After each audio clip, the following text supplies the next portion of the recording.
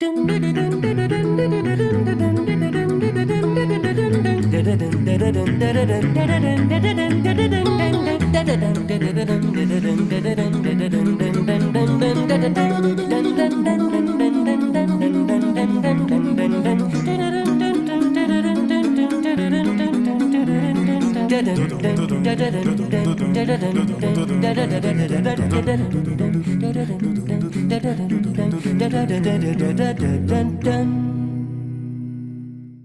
evening, ladies and gentlemen. We're so glad to welcome you as part of our community tonight. Please note that this webinar is being recorded and distributed live stream. By entering this virtual meeting room, you give your consent to be recorded and distributed by Simeon Morrow Public Speaking Presentations, Vienna Live with Simeon Morrow, and other third parties. If you prefer to not be recorded, please turn off your camera and or microphone and or go to the LinkedIn live video feed, the link to which I'll now place in the chat room.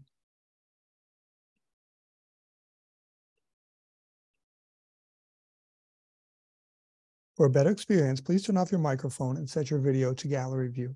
This show thrives on participant contributions, and all participants are encouraged to actively participate in this webinar by asking questions and making comments.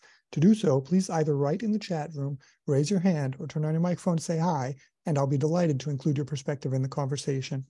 Tonight, our featured guest is Professor Rochelle L. Johnson, Chair of Environmental Studies at the College of Idaho and President of the Henry David Thoreau Society, as well as a leading scholar in the field of environmental humanities. We are also pleased to be joined by Professor Lino Rivera of St. Mary's College of California. Rochelle, welcome. Thanks so much for having me, Simeon. I so appreciate it. It's great to be here.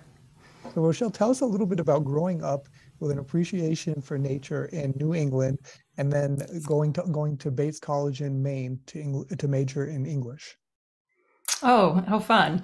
Well, I grew up in suburban Boston, there in Waltham, Massachusetts, and I sort of had a divided existence as a kid in my childhood. I lived there in suburbia and worked hard, went to school there, rode my bike around the city. And then in the summers, my family spent time at a campground in New Hampshire. There, my life was very different. We lived in a tent. I took my shoes off at the beginning of the summer and I didn't put them back on until September and felt very proud of the calluses on my feet.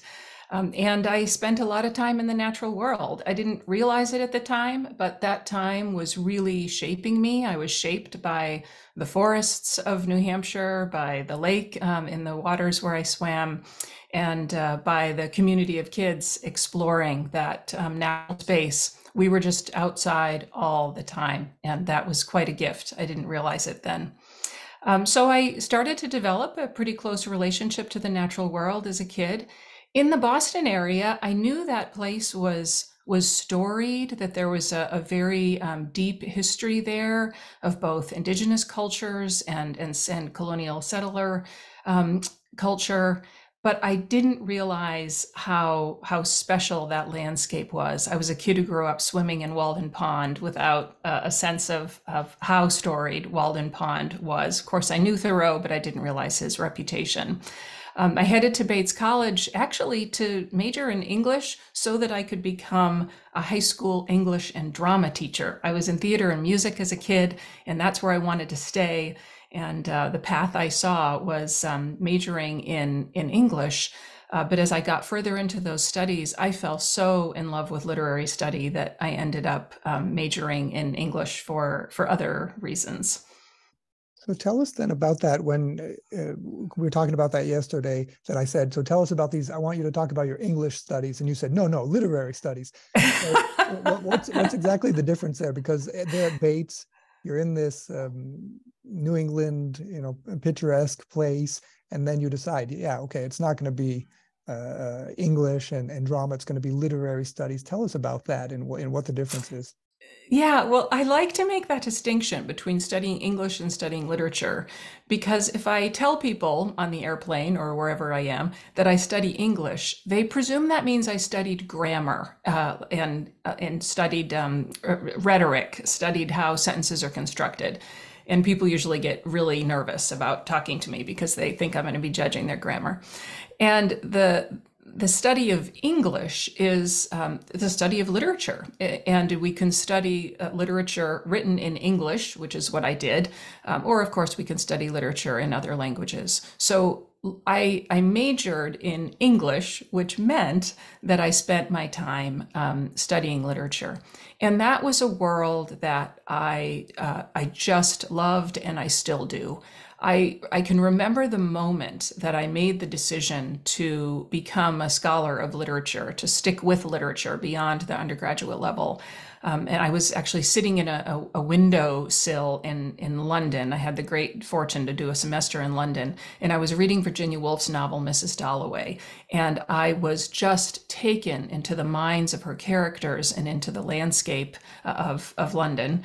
And I was shocked to realize how I could experience another person's consciousness in another person's world through language. The fact that I could experience a world other than my own, a time other than my own, a consciousness other than my own through language astounded me. So I've since become really interested in the power of language, not just to communicate those things, but to shape culture, to shape society, to shape the ways in which we understand ourselves in relation to the natural world. I was drawn pretty early to natural history, to writing about the natural world, that tradition of writing about places and how people perceive them.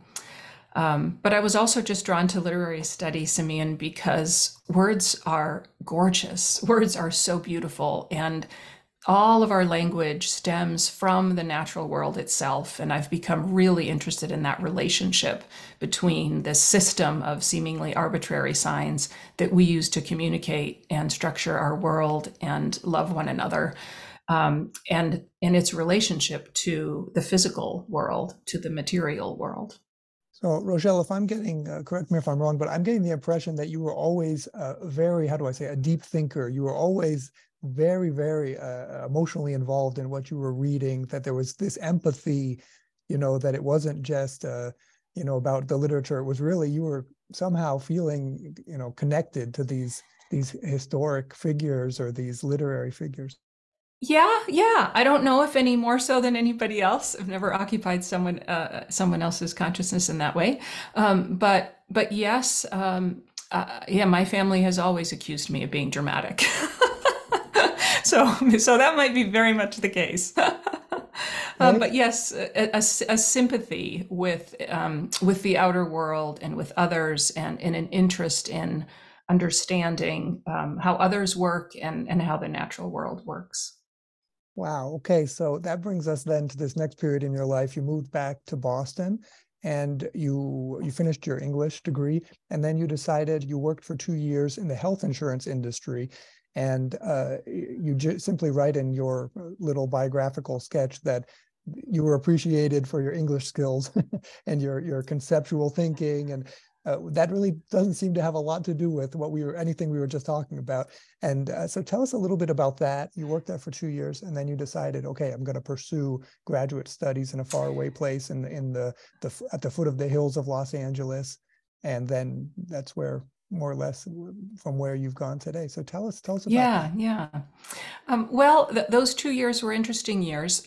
They were pretty utilitarian years. I was paying off undergrad loans and learning about the world of graduate school, and thinking about how to make that work.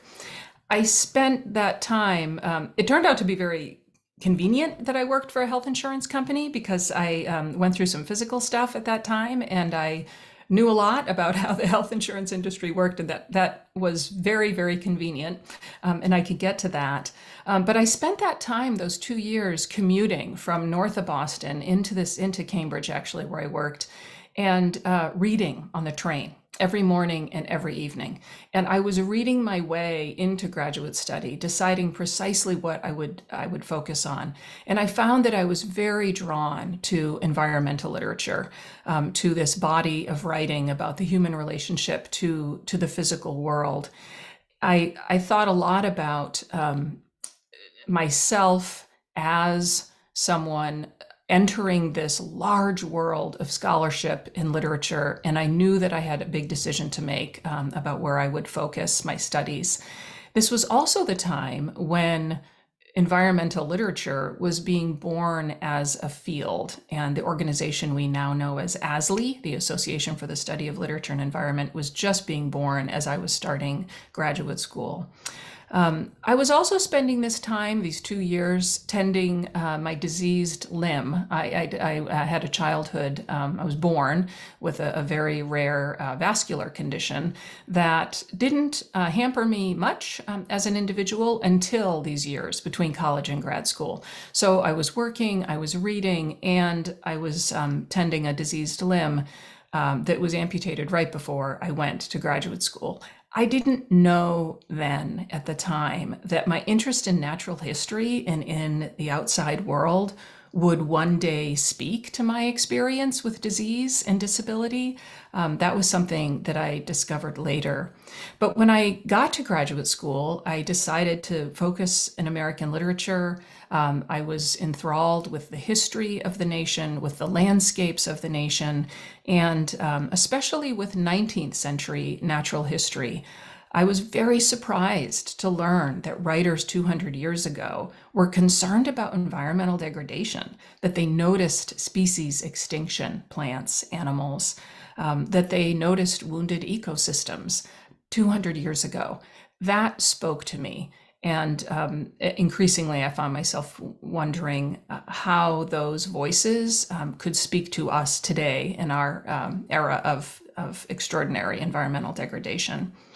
I also thought a lot about what it meant to be an individual in the physical world. And I think that's where my own experiences in my body started to merge with my thinking about the outer world. You asked about why I ended up in the foothills of Los Angeles. I was at Claremont Graduate University, living right at the foot of those hills and exploring those foothills quite a bit. As a recent amputee, I underwent my amputation 6 weeks before boarding an airplane and heading off to California from Boston.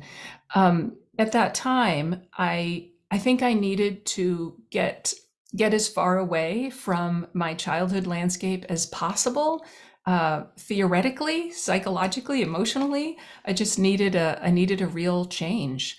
And it was a great program for me. I enjoyed my graduate studies there, and I loved exploring the wild Western landscapes, did lots of backpacking and exploration in those days.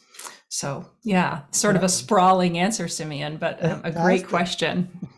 So this brings us to our next online survey, which is what do the environmental humanities mean? So I'm going to put this up for everybody, and please participate in our this fantastic poll that Rochelle and I created. The question is, the environmental humanities are blank. So this is a multiple choice question. You can choose as many as you like. I'll read them off. The first is the study of how humans interact with the physical world. 2, the study of how human beings are products of their environments. 3, the study of how the environment is a product of humanity. 4, the study of how individual human bodies are part of nature. And finally, 5, the study of how humans are one mere component of the, quote, more than human world. You have 5 more seconds.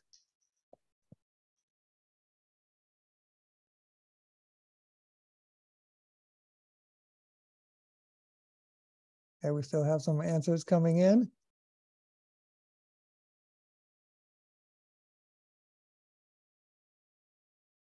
Two more seconds.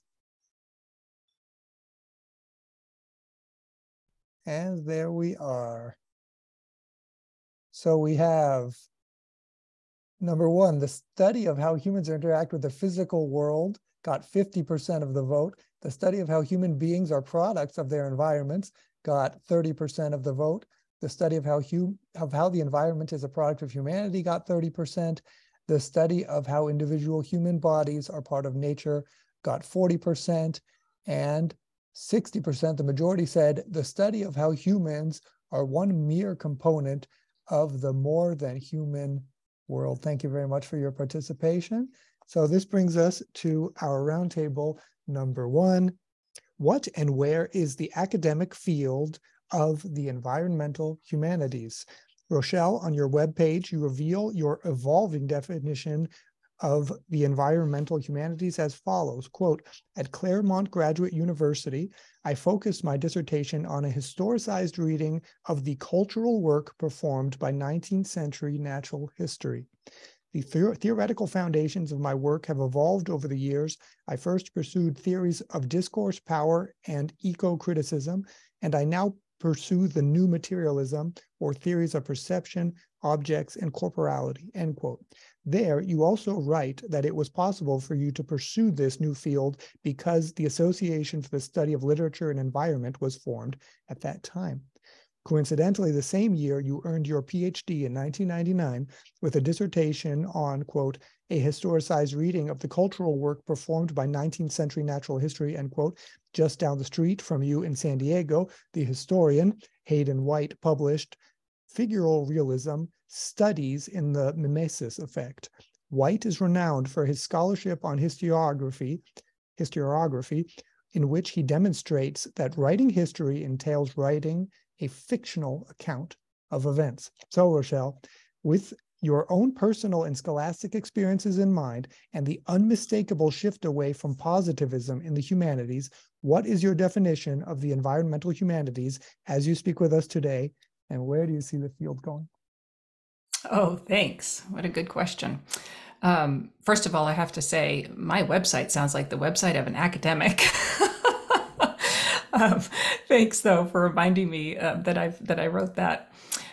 That poll, I was really glad to see like 195% answers total, because that means people were choosing multiple responses to those questions. That's good. It was kind of a trick poll because all of those answers would work for definitions of the environmental humanities. I want to start to get at how I understand the environmental humanities. I want to start with the humanities. So the humanities are a body of disciplines that most of us are used to thinking about a little bit: literature, history, philosophy, values and ethics, religious studies or spiritual studies. Those disciplines, those fields of study, comprise the humanities. When we talk about the environmental humanities, we're thinking about how those disciplines explore the human condition, how those disciplines explore what it means to be a human being. The environmental humanities are going to do that. They're going to undertake that work of exploring what it means to be human, with an insistence on thinking about human beings as part of the physical world, one mere part of the world, the universe, the cosmos. Now, granted, human beings are a powerful part. We've learned just how powerful in this age of the Anthropocene. We're dangerous, we're transformative, but we are a mere part. So I like to think about the environmental humanities as primarily breaking down the distinction that we all too often hold. I do it all the time in my head, in my language, in my life, this distinction between nature, the outer natural world, and human beings, nature and culture. We always hold to that in our culture, and that has been one of our fatal downfalls.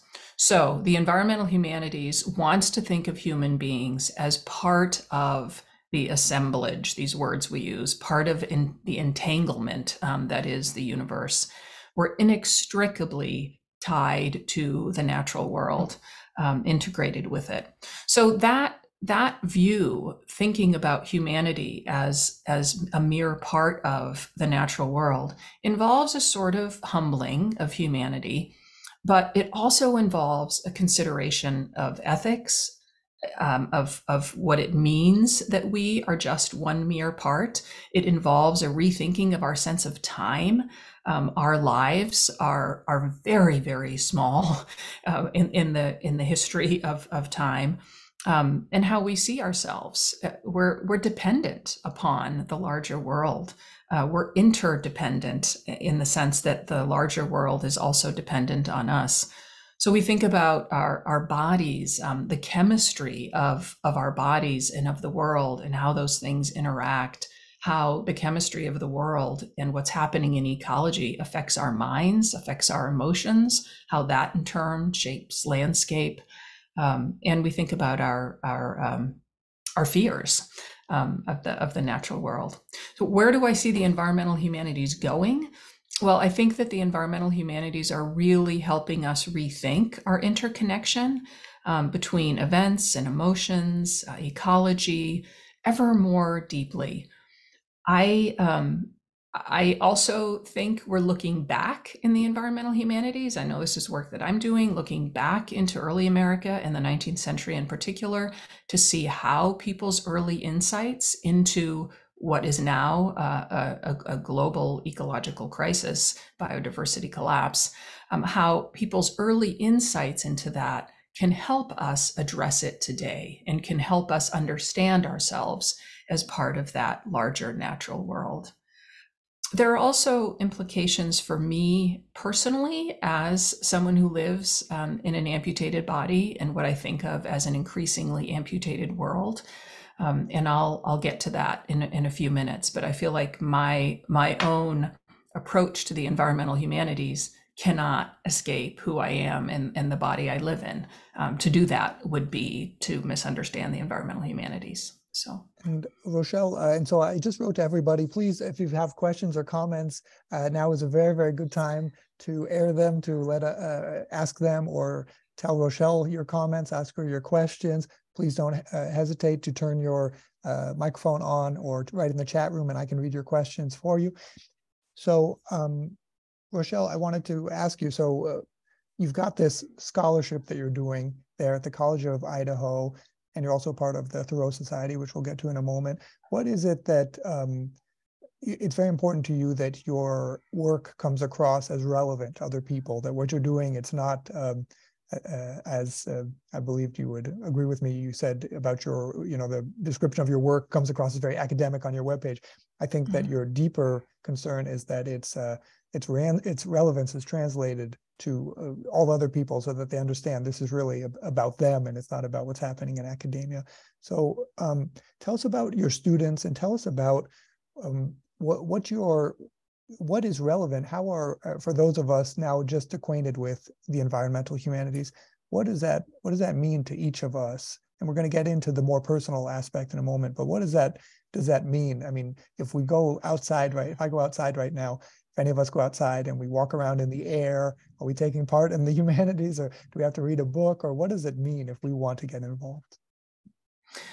Well, I think that anytime we are contemplating our relationship to the natural world in its present state, we're engaging to some degree in the environmental humanities. As in my teaching and in my writing, which you're right is no longer focused on academics. I'm an academic, so I have to have an academic website, but I'm also a writer for the general public and a speaker and a teacher of public courses, not just at the university. And in my interactions with my students, Simeon, I need to make these things plain and livable. And I guess I'll tell a story about teaching in the pandemic. This was something that occurred for me in the fall after the pandemic year when things were online. In the fall when we came back, I didn't want to teach wearing masks because connection is so important to me, the human to human connection. And so I decided that I was going to teach that first fall entirely outside.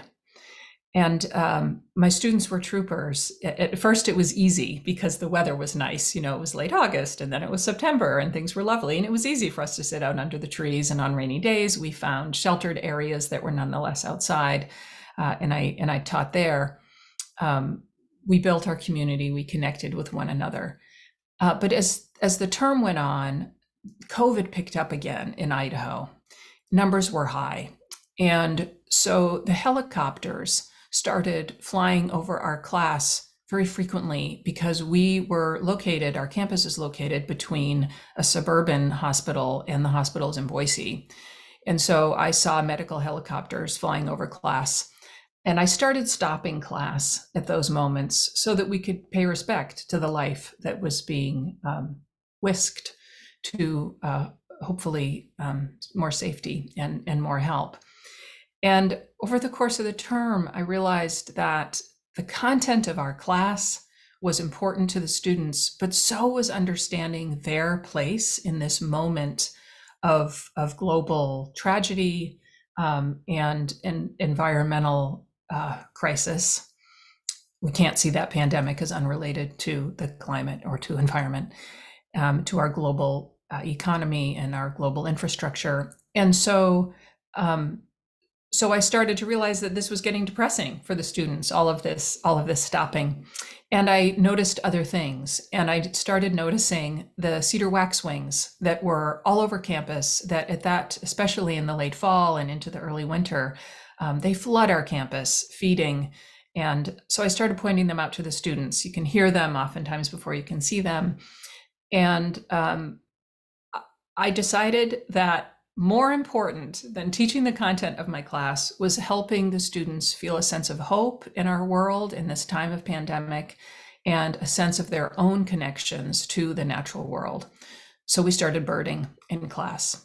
Now, don't be afraid, I didn't just leave all of our subjects behind, but the course changed its focus and it changed its tone, and the students started commenting on how grateful they were for these moments of meditative connection with the outer world. That's enacting the environmental humanities. That's helping them think about themselves as people in this world at this time, at this moment, who need connection. We all do to the more than human world.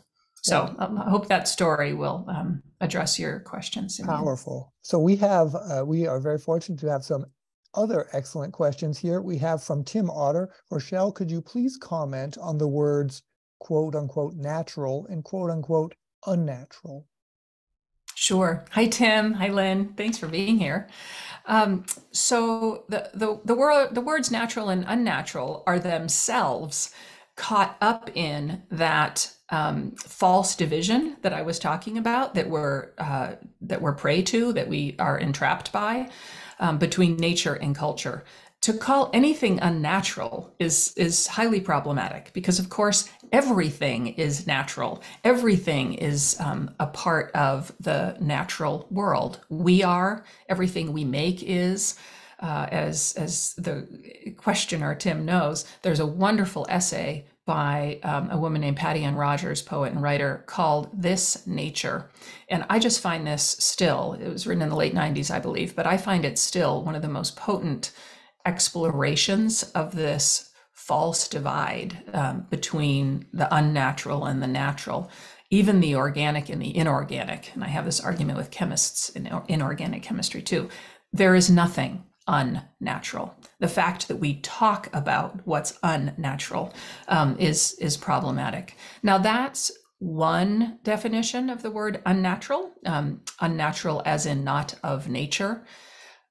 Other people point out that the word unnatural can also refer to things that usually humans do in our natural world that violate nature or that are toxic to nature and therefore toxic to ourselves.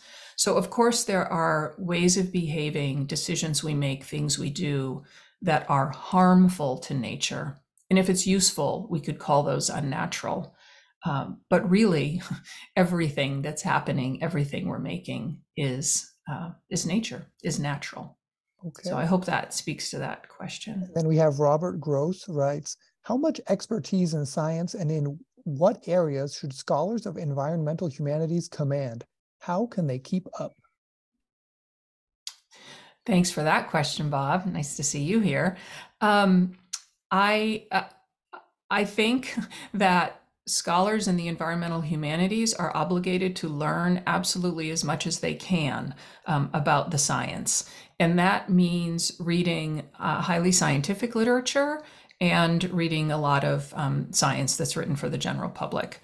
So most scholars in the environmental humanities specialize, as academics do, in certain ways of thinking through the environmental humanities. So there are people who focus on more psychological issues, on affect or emotion or climate grief, climate sorrow, or climate anxiety. Their reading is going to focus more on the science and social science behind those emotional responses to environment.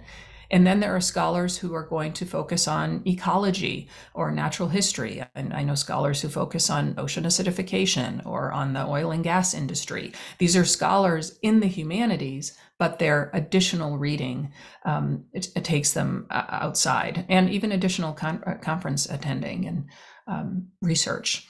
So environmental humanists should know as much as they can about the science. That's their obligation. Okay, next question is by Rebecca Weil. You mentioned that studying earlier writers can assist with knowing what we can do in our current environmental crisis. Could you elaborate on this and on what you have found from those early writers? Sure. Thank you, Rebecca. Thanks for being here. So the work that I've done has focused mainly on Henry David Thoreau and his contemporary Susan Fenimore Cooper, and I'm writing now about Susan Fenimore Cooper and climate and disability. I mentioned that Henry David Thoreau had concerns about environmental degradation in his day. So did Susan Fenimore Cooper in hers. She expressed some of her concerns even before Henry David Thoreau expressed some of his. And I've thought a lot about these voices from earlier times, and in terms more than there being warning voices. So the one short answer to Rebecca's question is I think that we can look to these earlier voices of environmental concern and see more of our cultural blindness. That is, there were people pointing to these problems a long time ago. But beyond that, I think it's important for us to see ourselves in relation to those voices. Something I've been thinking quite a bit about lately is the idea of those writers and those speakers being part of us, part of how we see ourselves in the world. It helps me to think about my own environmental sorrow and environmental grief as not a new thing, but as actually part of a tradition of being human. That helps me because I know that there have been people resisting this sort of degradation we see for a long time. But it also helps me to imagine the potentials for humanity. If we've had people arguing on behalf of ecological resilience, arguing on behalf of healthy landscapes for this long, then we can draw on that history and re-see ourselves as inheritors of that legacy. I hope that speaks to Rebecca's question. One last question before we move on, and then I'll get to the other questions afterwards. Thank you so much for your questions. What a privilege it is to have them. Great. This is by Mr. Dennis Nozan. He writes, the word quote unquote passion is in the title of your book on Susan Cooper. Does that word engage you academically and in your waking up to work each day as a writer and teacher? Yes, thank you for that question, Dennis. Nice to know that you're here. The book to which Dennis refers is an earlier book called Passions for Nature. And that book situates Susan Fenimore Cooper, the 19th century naturalist I mentioned, in terms of her contemporaries in landscape studies. And that book is very much about how passion for nature can get skewed, has gotten skewed in our culture. Not everybody's, but some people's. I'm totally motivated by passion, Dennis. I talk to my students about it all the time. And yeah, finding my own passion is essential to me. Sometimes I feel overwhelmed by my passion for language and landscapes and history and ideas. and community. And at other times, I realize that it's our passion is essential. It's what keeps us going, particularly maybe in a time of such environmental crisis. So I'm going to remind myself to let my passion help me get out of bed every morning, Dennis. That's a good idea on the darker days. But yeah, that's passion is a central theme, I think, in my work, and a mantra in my life with my students. I'm always encouraging them to find their own passions. What are you passionate about? Is something I frequently ask them, because they often think that they have to pursue a career course that is sure to give them money and certainty, and that's useful and helpful, and parents often encourage that. But they need to be happy above all. And so, what are you passionate about? Your life will unfold. Your purpose on this planet will unfold if you can stick with what you're passionate about. And it doesn't have to be what I'm passionate about. Okay, so this is a great place to bring in our second roundtable, Worlding a Broken Body. At last summer's Henry David Thoreau Society's annual gathering, Rochelle read an essay she wrote titled Worlding a Broken Body, from which I will now read. Quote, "Before my amputation, medical doctors told me that my memory might recall what it had known, but was no longer there. That said that my memory might make something of my limb's new absence. My limb's memory might reach for itself, try to move itself, no longer there, work to figure out what had become of itself. My missing limb might relive its own wounding. The doctors told me of this as a far-off possibility, a probable unlikelihood, as if they didn't quite believe in ghosts themselves, or as if the memory pain might occur for a short moment, cause a minor disruption one day. They did not realize the power of apparitions. The language of medicine calls these feelings in amputated human beings phantom sensations, as if the feelings are quiet and fleeting. When the sensations become painful, medicine calls them phantom pain. I learned quickly that these phantoms are neither quiet nor transitory. At best, the sensations mimic everyday feelings formerly known to my limb: an itch, a twinge, the feeling of a sock brushing a foot. At worst, my phantom pains are wrenching. They can be ghastly, a knife slicing skin, a bone saw cutting my limb, the memory limb now contorting, mangling, muscles shredding now. Repeated, deep stabbings, penetrating, sudden electric shocks that make my whole body jolt. The ghosts might materialize out of nowhere, make my body levitate off the bed at night, or send me leaping out of a chair in a meeting. If I'm upright, I can usually rock in place or walk around on my prosthesis to dissipate the pain, my movement sending messages to brain and spinal cord that overwhelm the ghosts, make them go away. But if the pains come during sleep, sometimes I have to sit up, take my stump in my hand, and rub it softly, reminding my residual limb through my touch of where it starts and ends, what it is, who we are now, as opposed to in our shared memory.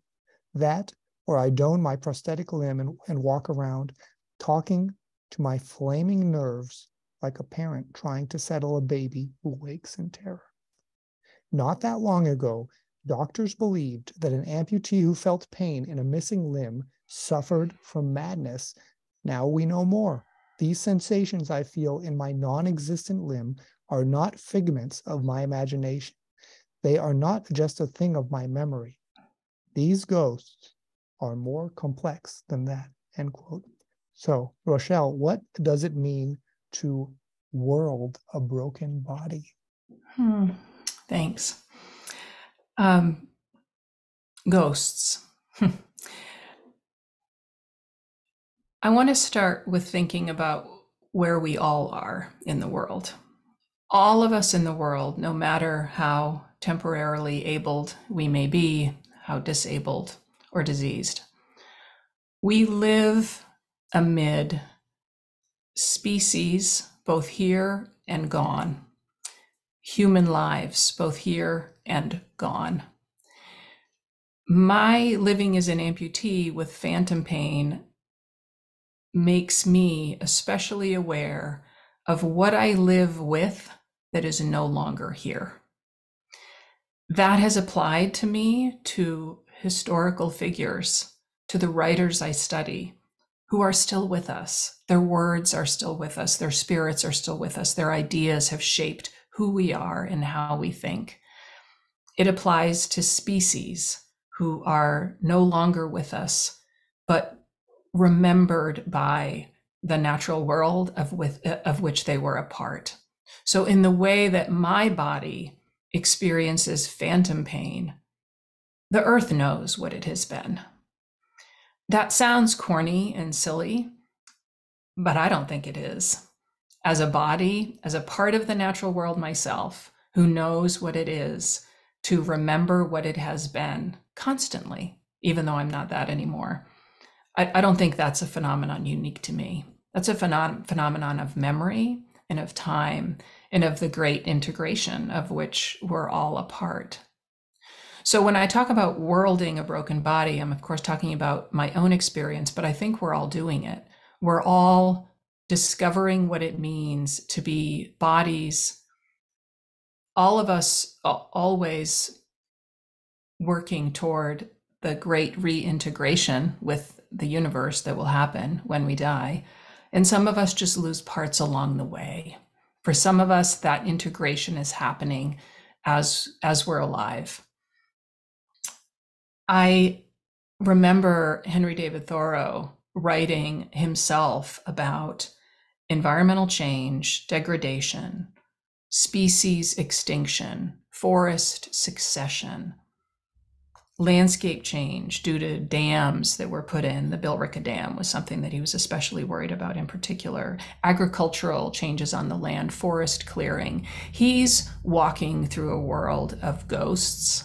He writes about a maimed and imperfect nature that he experiences. As a person who occupies a disabled body, an amputated body, I'm constantly aware of my maimed imperfection. I'm also aware of how constructed that notion of perfection is. There are no perfect bodies. We're all part of the natural world that's disintegrating and going on. So as an amputee, I think I'm maybe attuned to myself as utterly interdependent with the larger world. I depend on an artificial limb when I'm walking. I depend on that limb. I depend on carbon and titanium and silicon and all of these things that are a result of technology. We all depend upon technology in our lives today. I depend upon other people, a prosthetist, physical therapists, people who've tons of medical people who've helped me over the years. And I'm tending my body in ways that I hope will make the most of it that I can make while I'm here. And in some ways, I see us as doing that with our larger world. We're all tending the body that is the world, wanting it to be as resilient as possible, wanting to give it as much care as we possibly can to appreciate it, and help it be the most it can be, in the same way that I spend a lifetime trying to be the most that I can be with what I have. Yeah, I guess I'll stop there. So tell us now a little bit, as we're waiting for some questions to come in, and I asked if Kaiden and Jeff, if we can get to the questions that they'd written about the earlier segment a little bit after the end of the hour, so that people can address now what we're talking about, worlding a broken body. So to head that discussion, I would like to ask you about mysticism. When you're talking about that, and we spoke about it before, you addressed it before, one of the other questions about the unnatural. And you said, of course, everything is, natural. Mm-hmm. I mean, Yeah. and then it came to my mind, this thought of the atomic bomb or radiation and these kind of things that we consider man-made. I believe then you would say, no, they're part of, you can't say they're unnatural. They're part of our surroundings. They're part of us. So tell us about what is the reception of this, what your most recent cutting edge environmental humanities studies, this worlding a broken body. What has the reception been? I mean, you make me, when you talk about that, immediately comes to my mind this kind of the, how should I say, the dichotomy between Freud on the one hand, in 19th century Vienna, and Carl Gustav Jung on the other. And Freud was considered scientific. Jung was considered a mystic. He was considered an outcast from the academic scholarly circles. How has the reception of your worlding a broken body been? Well, the work that you read from and the work I'm talking about is work largely in process, a book manuscript that I'm finishing now. So to talk about reception of that is to jump the gun, but I have shared bits of it, and I'll answer your question in two ways. So the pieces that I have shared, people appreciate because they relate to, even if they're not amputees, even if they don't consider themselves disabled. People are feeling very deeply the effects on them emotionally and physically of the state of our climate. And people, I think, are therefore increasingly willing to embrace this idea that that we are part of this nature, that we are helping to form, transform, and handicap. Yes, the atomic bomb is horrific and terrifying, and it is the result of parts of the natural world that we have manipulated. So I see what you're saying. There are really scary implications for what I'm saying, but human beings can do a lot of damage. We can use things in problematic ways. But the other part of your question that I want to talk about is the notion that we each, I'm hearing somebody's microphone on a little bit, that we each we're all a part of communities, and we're realizing that our cycles of power affect individuals in so many different ways. So I have had people say to me, how can you be someone who's concerned about the environment when you're walking on titanium? How you're a walking paradox. How's that possible? And that's absolutely true. I'm an environmental nightmare in a lot of ways.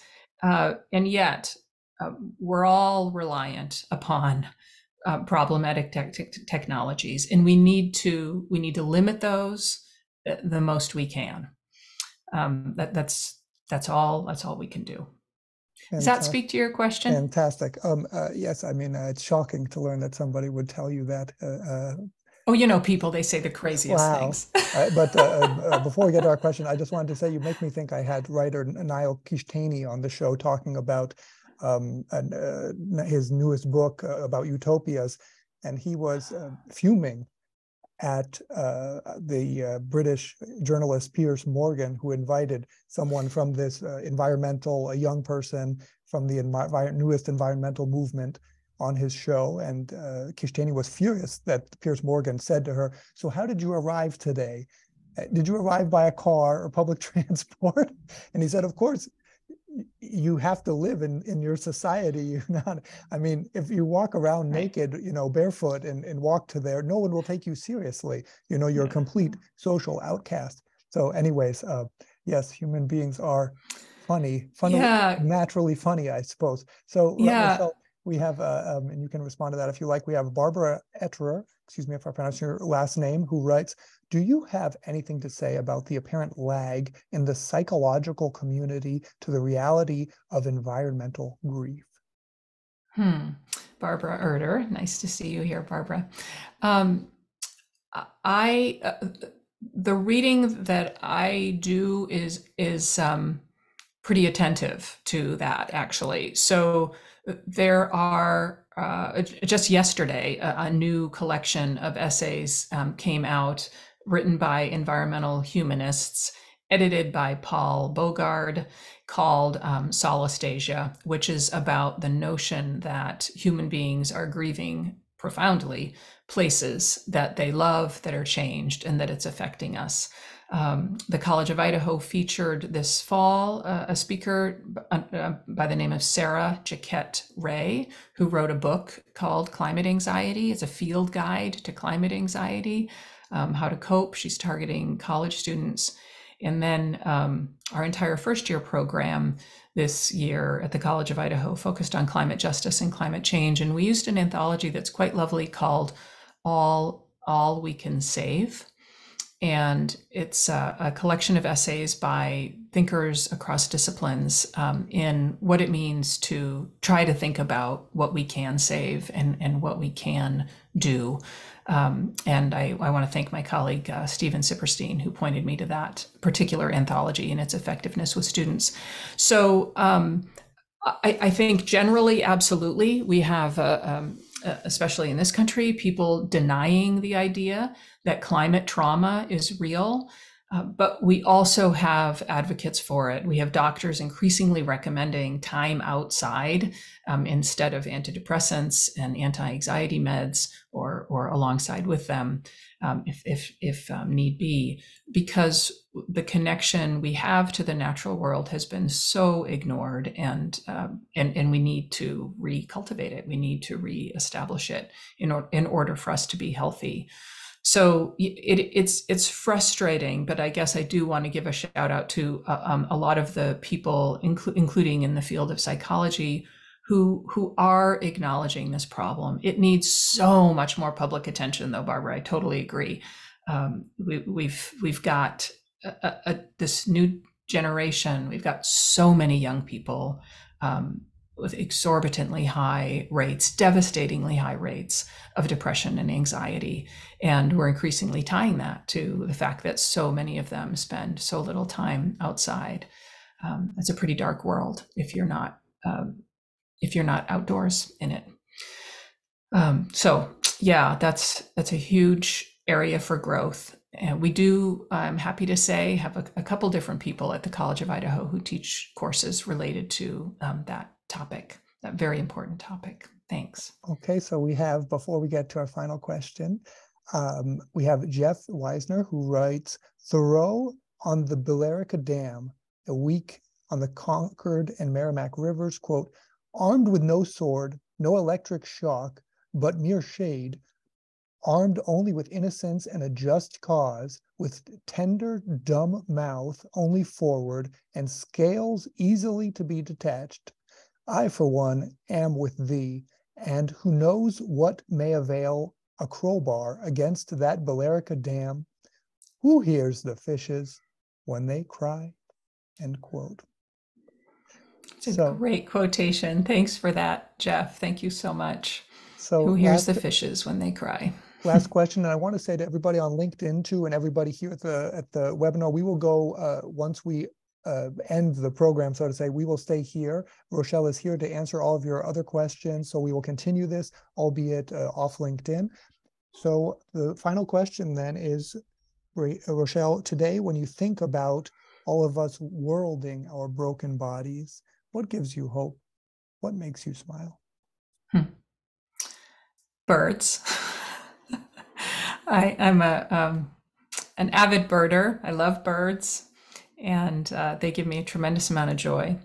Community, students, my students, friends, hope, young people. My garden gives me hope.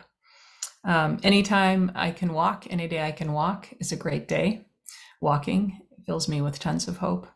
Just moving through the world. And the natural world itself gives me a lot of hope. We don't have to look far to see the natural world itself and all its devastation right now, fighting for its life, fighting to be all that it can be.